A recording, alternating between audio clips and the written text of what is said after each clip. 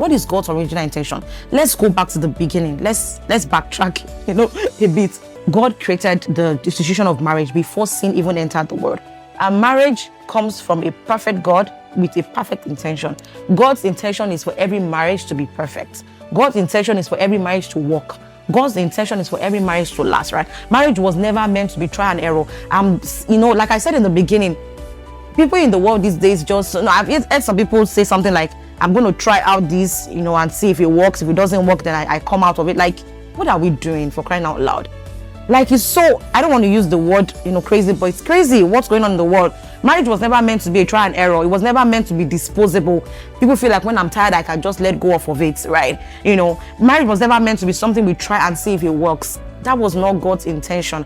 I want to emphasize this today. That was not God's intention, right? Marriage was designed by God to be a lifelong covenant, not a temporary contract. A lot of people enter into marriage these days thinking that it is a contract. A lot of people think that because we've done, maybe some people even go to the courts, to sign something and they feel like it's done. I'm sorry to burst your bubble.